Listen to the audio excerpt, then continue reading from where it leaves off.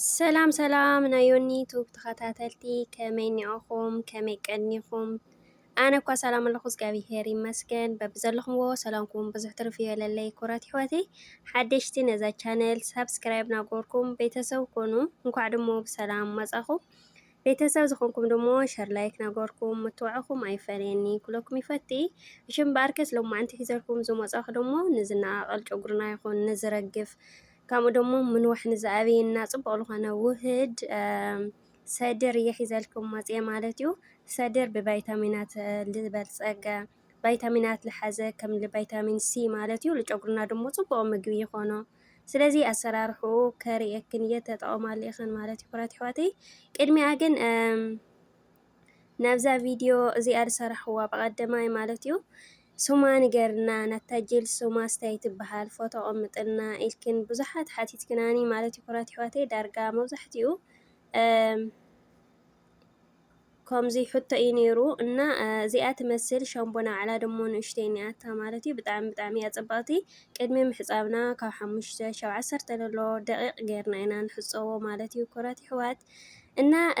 እዚኣ ትመስል ዛጅል ማለት እዩ ዘን ኣሕዋተይ ደሞ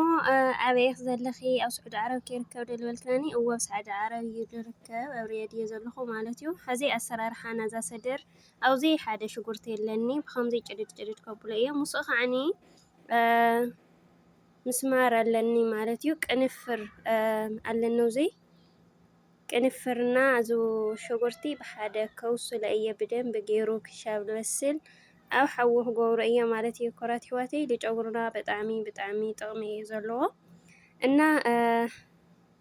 ተጠቐማሉ ኢኽን ማለት እዩ ኣብ ሓፂር ግዜ ደሞ ብሓደ ግዜ በቃ ጨጉርኽን ከመይ ዝበለ ክኾነልክን እዩ ማለት እዩ ብእውነት እና ከምዚ ገይረ ኣብሲለ ክነጥፎ እየ ዝማይማይ እየ ክጥቀም ማለት እዩ ናዙ ቅንፍር እዩ ብጣዕሚ ቀይሑ ለሸህ መሲሉ እና ብኡ ገይረ ዝሰድር ክቦጦ እየ ማለት እዩ ኩራት ኣሕዋተይ ኣብዚ እኒኦ ዝሰድር 3 ማንካ እየ ክጥቀም ሰድር ዝና ጽማቑ ደሞ እኒኦ እዚ ዝማይማዩ ማለት እዩ ካብኡ ብዙ ማይ ገይረ ቦጦጥ ከብሎ እየ ብእውነት ብጣዕሚ እዩ ጽቡቕ ማለት እዩ ከምዙ ንምግብና ዝኸብድና ጽቡቕ ምግቢ ቫይታሚን ዘለዎ ንምገቦ ንርእስና እውን ብኸምዚ ቫይታሚን ዘለዎ ትሕረብልናዮ ጽቡቕ እዩ ማለት እዩ ካብኡ ኸዓኒ ዘይቲ ዘይትሁን ገይረሉ ማለት እዩ ኣነ ብብዝሓ ዘይቲ ዘይትሁን ልጥቀም ንጨጉረይ ስለ ዝሰማምዐኒ እዩ ማለት እዩ ተሊና ጽቡቕ ተለይብልና ኸዓኒ ዋላ ዓይዲ ዘይቲ ክንገብረሉ ንኽእል ኢና ንጨጉርና ማለት እዩ ኩራት ኣሕዋት ብኸምዚ ቦጢጠ ል1 ሰዓት ዝኾነ ኣጽኒሐዮ ሕዚ ከምዚ ገይረ ላመቖልኩ ላብ ኩሉ ክገብረሉ እየ ማለት እዩ ኣሕዋተይ ማዕረይ ከምዚ ገይረ ላመቖልኩ ላብ ኩሉ ክጣስሞ እየ ብደንቢ ገይረ እቲ ጨጉሩ ደሞ ላበተንኩ ማለት እዩ ኣሕዋተይ ማዕረይ ብጣዕሚ እዩ ጽቡቕ ኣብ ሓፂር ግዜ ደሞ ለውጢ ክትረኽባሉ ኢኽን ክትሕጐሳ ኢኽን ተጠቐማሉ ማለት እዩ ምናዳ ኣብ ዓዲ ዓረብ ዘለና በብዝሓ እየ ንዕራብ ዝጥቀማሉ ይህሊ እዩ ግገዛና ማለት እዩ እንድሕር ዘይብልና እውን ዋላ ኣምፃልና ትሕሪልና እየን ሰደር ኩለን ይፈልጡ እየን ይጥቀማሉ ስለ ዝኾና ማለት እዩ እና ጨጉረን ደሞ ከምዚ ትሪኡ ንዕራብ ጨጉሪ ብጣዕሚ እዩ ጽቡቕ ስለዚ ተጠቐማ ኢኽን ክብለክን ይፈቲ ከምዚ ገይረ ላመቖልኩ ላብ ኩሉ ክገብረሉ እየ ብድሕሪኡ መሳጅ ክገብሮ እየ ማለት እዩ ካብኡ ደሞ ኩራት ኣሕዋተይ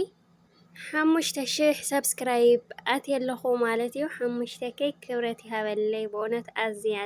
ዘመስግነኩም ኣብ ጎነይ ኮይንኩም ስለ ብኩሉ ትሕግዙኒ ኣለኹም ማለት እዩ ካብ ሕዚ ደሞ ጎነይ ኮይንኩም ከም ትቕጽሉ በዓልቲ መልእቲ ተስፋ እየ ማለት እዩ ክብረት ይሃበለይ ክብለኩም ይፈቲ ደጊማ ብጣዕሚ እየ ለመስግን ብእውነት ብጣዕሚ እየ ተሓጒሰ ቀኒዮ ደሞ 10,000 ክበጽሕ ይኾን ናታትኩም ደገፍ እዩ ለድልየኒ ማለት እዩ ሕዚ ከምዚ ገይረ ለኩሉ ክገብረሉ እየ ብእውነት ብጣዕሚ እዩ ጀምሮ ለይጀመርኩን ኣለ ኣነ ደሞ ጀሚረ ዓብዪ ለውጢ ስለ ዝረኸብኩሉ እየ ላባኻትን ነምፅኦ ኣለኹ ማለት እዩ እና ተጠቐማሉ ክብለክን ይፈቲ ደጊመ ደጋጊመ እዚ ጨጉርና ልበጣጠስ ልክሰጥም ዝምስማሪ ዙ በሰሊ ማለት እዚ ሽጉርቲ ብጣዕሚ እዩ ቆንጆ ልርእሲ እና ልቱ ልባሕበሐለሎ ጨጉርና ላተመዘዘ ልኸደሞ ትሰድር ይኹን ወላት ሽጉርቲ ይኹን ወላቱ ቅንፍር ይኹን ማለት እዩ ቆንጆ ልኽጥንክር ልኽሰጥም ይገብሮ እዩ ማለት እዩ። ስለዚ ኩልኽን ተጠቐማሉ ትሕጐሳሉ ደሞ ኢኽን ርግፀኛ እየ ማለት እዩ። ኣነ ስለልጠቕመኒ እየ እና ከምዚ ገይረ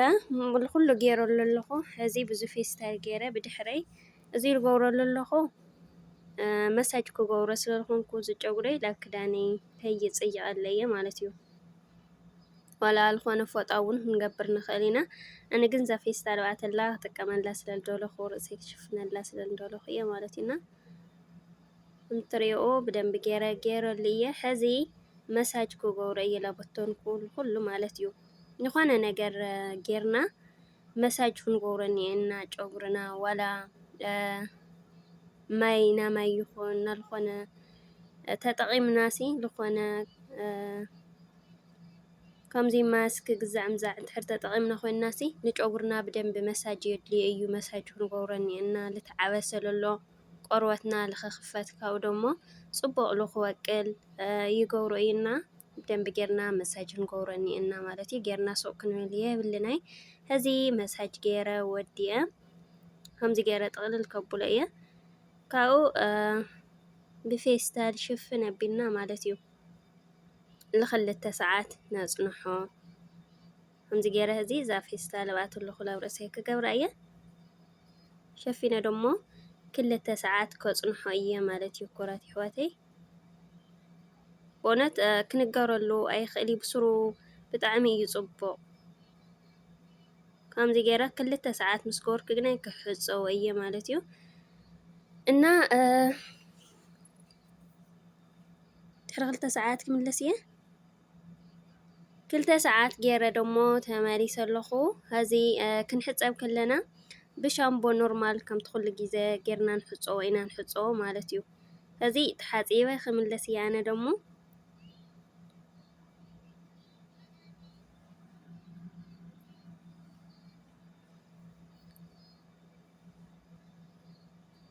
ሕዚ ተሓፂበ መፂአ ኣለኹ ከምትሪኦ ክንሕፀቦ ከለና ከዓኒ ምሽጥ ክነብሎ እኒአና ማለት እዩ። እና ሕዚ ኩሉ ግዜ ልብሎ ኣነ ቅድሚ ምሕፃበይ ምስ ተሓፀብኩ እባ ቅድሚ ምምሻጠይ ቅብኣት እየ ልገብር ልጥቀመሉ ቅብኣት ደሞ ሓንቲ ሓፍተይ እንታይ ትጥቀሚ ኢልክኒ ነይርኪ እዚ ቅብኣት እዚ እየ ልጥቀም ንጨጉሩ ደሞ ብጣዕሚ ብጣዕሚ እዩ ጽቡቕ ማለት እዩ። ኩራት ኣሕዋተይ ከምዚ ኮይኑ 2 ዓይነት ቅብኣት እዩ ለሎ ሓደ እዛው ዝኒኣ እያ ማለት እዩ። ካብኡ ከዓኒ ከምዚ ኮይኑሲ ጎዳን ኣሎ ነዚ ዝጎዳን ጨና ኣለዎ እዩ ማለት እዩ። እዚ ግናይ ጨና የብሉ ንጨጉሩ ደሞ ብጣዕሚ እዩ ጽቡቕ ማለት እዩ። ኣነ ብዙሕ ገይረ እየ እዚ ካብ ልጥቀም እና ዋላ ምኽባረን እውነይ እዛ ንእሽተይ ከባር እያ ማለት እዩ። እዛ ጎዳን ዕብይ ዝበለት ግናይ ከም እንትኑ እዩ እዛ ንእሽተይ እያ ኣስሊ ስለዚ እዛ ለረኣኹኽን ውጥውጥ ዝበለት ንእሽተይ እያ ብጣዕሚ እያ ጽብቕቲ ማለት እዩ። ኩራት ኣሕዋተይ ሕዚ ከምዚ ኢላ ገበርኩ ላኻፈልኩ ጽቡቕ ነገሩ ጨጉረይ ማይ ድሕሪ ተሓፂበዮ ደሕና እዩ ክፍል ይብለለ እዩ ማለት እዩ። ስለዚ ከምዚ ገይረ ቅብኣት ገይረ መሽጠ ክፍሕስ ከብሎ እየ ማለት እዩ። ኩራት ኣሕዋተይ ንምንታይ ይፍሕሶ ኣለኹ ይመስለክን ብርሕሱ ከምዚ ገይረ ፍሕስ ከብሎ እየ ሕዚ ክፍሕሶ ከለኹ መጀመርታ ንፋስ ልኸኣትዮ ካብኡ ከዓኒ ማይ ተሓፂብና ማስክ ጌርና ጉንጉን ድሕሪ ኣቢልናዮ ብጣዕሚ እዩ ጽቡቕ ማለት እዩ። ክነውሕ ዋና ልሕግዞ እንድሕር ዝኾነ ነገር ጌርና ኮይና ስቑና ብጭርጭር ኣቢልናዮ ተይጎንጎናዮ ንድቅስ ለይንጉንጉኖ ለይነብሎ ድሕሪ ቅብኣት ለይንገብረሉ እንተኮይንና ኣየብል ማለት እዩ። ሕዚ ተሓፂብና ከምዚ ጉንጉን ኣቢልና ቅብኣት ገር ድሕሪ ኣቢልናሉ ግናይ ምስቱ ውህድ ይኹን ምስቱ ማስክ ብጣዕሚ ብጣዕሚ እዩ ጽቡቕ ማለት እዩ። ልኽነውሕ ኣብ ቀረባ ግዜ እዩ ልገብሮ ስለዚ ተሓፂብክን ከምዚ ጌርክን ፍሕስ ኣቢሎ ማለት እዩ። ዋላ ለጉንጉን ኣቢሎ ካብኡ ግናይ ቅብኣት ለትገብራሉ እኒአክን هذه كم زي لاغوركو بفري يلفح سلخو مالتي كم زي تفحيسو خصن خلو ولا فتحت حربنا لسي مفرا زيد ليني فروزيو بتن بينا صبغ يلخوان مالتي كرات حواتي بونت بطعمي እዩ ሰድር ቆንጆ ተጠቀማለ ይኽን ክብለክን ይፈቲ هذا ودي ኣለኹ همزي ገይረ همزي ትሪኦ ኩሉ ፍሕስ ኣቢለ ኣለኹ هذه ዘይቲ ቅብኣት እዚ ይገብር እየ ማለት እዩ እዚ ልትስጋ ስጉኡ ንውሽጡ